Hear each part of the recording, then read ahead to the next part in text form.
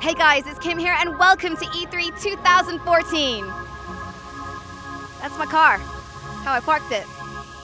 Space right here, convenient.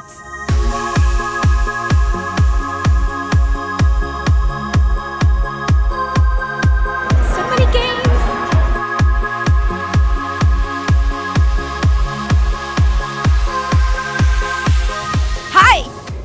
We are in the longest corridor of E3 and it is a battle between Xbox and PlayStation as ever. I really do think that at conventions they just like to kind of mess with each other and get as close as they can be without being rude. So both have really big booths here today, and one thing that surprised me about both is that they have a lot of indie titles available to play. PlayStation has rows and rows of indie stuff, and so does Xbox, and like I said earlier, it is nice to see Xbox supporting indies. We also have titles like the big ones like Forza, like Sunset Overdrive, and yeah, it's looking good. I think, as I said in our Xbox conference roundup, if you haven't seen it, go and see it, it's pretty good.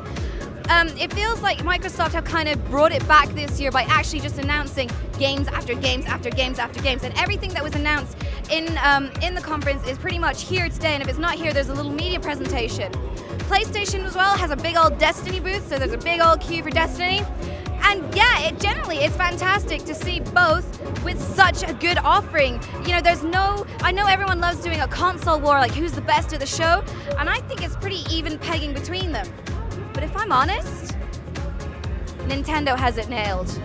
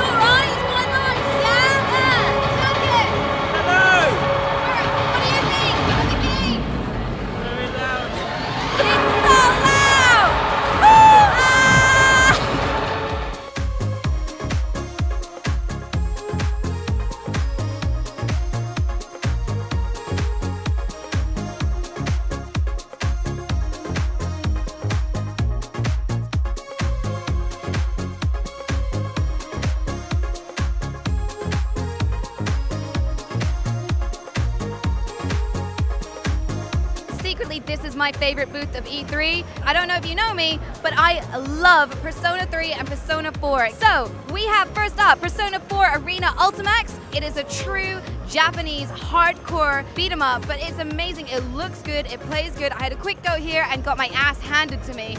We also have Persona 4 Dancing All Night, which is a rhythm action game, and it is adorable.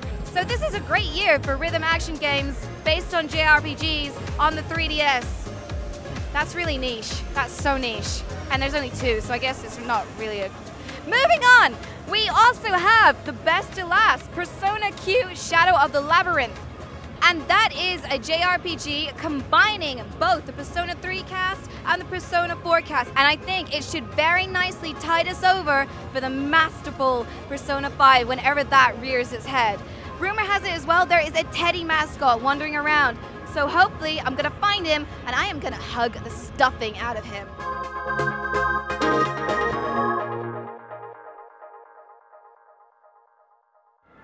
So that was E3 2014. Hannah, how are you feeling? I am exhausted. Same. I am absolutely knackered. I have burnt through a pack of plasters for my feet because my feet have been bandaged up for blisters and sore spots. We have walked so much. Yeah. So I think the burning question on everyone's mind, mouths, tongues for you is which carpet was the best carpet of E3 2014? Well, last year it was Bethesda. Uh-huh. So I remember the Bethesda carpet. Now you like the Nintendo one. Nintendo, hands down. I would probably have to concur, actually. Yes. It was a good carpet. It had a good pile. Yes. A good shag. A good shag pile. It was very soft. It was very bouncy, nice to the feet when you were standing on the booth. Very you nice. could rock on your feet. It was like a nice little kind of massage on your sore feet. And it was a nice colour as well. Yeah. Because some of them are a little bit obnoxious. The Skylanders one is like grass coloured, so it's like bright green. Obnoxious carpet. I don't want that. Activision, your carpets are obnoxious. Sort it out. Bethesda would come in a second though. Like when we were doing the Evil Within, it felt good. It felt comforting while I was experiencing the horror.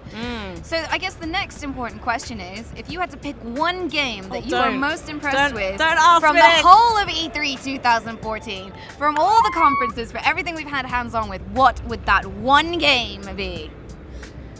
Oh, I can't, Kim.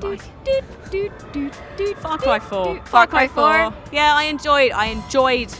Even when I was failing miserably playing it, I was enjoying it. It looks gorgeous. I've been waiting for it for a while.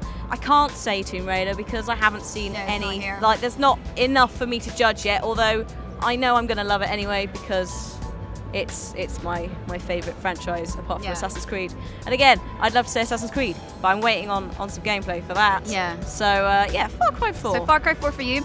That would be probably my number one, but because I don't want to be, and boring and share the one with you, that would be my number two. So number one for me is probably going to have to be a joint first. Okay. And it's going to be Super Smash Bros. And Hyrule Warriors. Okay. They were definitely the demos that I had the most fun playing, and they're the ones that I went away thinking, I wish I was still playing that. So yeah, Hyrule Warriors, such a surprise for me.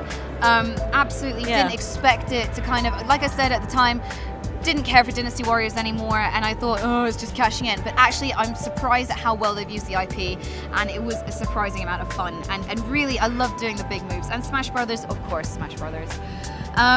So which game has surprised you the most? Which game did you come here going, whatever, and then you were like, actually, this is fantastic? Maybe a little bit with Battlecry. Yeah. Because we went in, because the original thing was we were going to go and see the Evil Within. And it was like, oh yeah, there's the game we've just announced. Didn't know anything about it. Didn't know anything about it. And then sat through the presentation. And I was like, it looks alright. It's going to be like free to play. So I was like, oh, it could be a bit, because sometimes they are a bit dodgy. And then got to sit down with it and actually enjoyed it. I didn't feel that I was underskilled at playing it and stuff like that. So I had a nice time. So I think nice time. Probably Battlecry. Although maybe the Telltale Borderlands game as well. That's a good one. It's done well on the awards. So so maybe I'll go Battlecry. You go Borderlands. Because Battlecry definitely surprised me. Again, wasn't invested in it, and then as soon as they said Dishonored, I was like, oh. Hello. And then when they kept coming out with more and more facts, I was like, oh. So yeah, and having a quick hands-on as well, a lot of fun. So can't wait to see more of that. Yeah. Definitely. So there we go. That is E3 2014. Thank you so much for joining us, guys. There is so much coverage on both of our channels. Unbelievable amount of coverage, including hands-on with Far Cry and the crew, and so many interviews and so much. Wrap up of so much stuff, so much games. I think we can go away with a general thought that this year is such a good year to be a video gamer. Oh my god. Yes, and to video game with friends as well. Friends. If only I had some friends now. Nah. Wow. Cold. Nah. Anyway, thank you so much for joining us, guys. See you next time. Bye. Okay, so something in the main hall is speaking, and I can't figure out for the life of me where it is. It's a really high-pitched voice, and every time I walk through here, it says hello, and it says it likes my posters. I don't even have any posters on me. I can't figure out where this voice is coming from, and it's really starting to freak me out. It's not coming from the Destiny thing over there. It's not coming from the food courts over there. It's not coming from the post. Can you hear me now?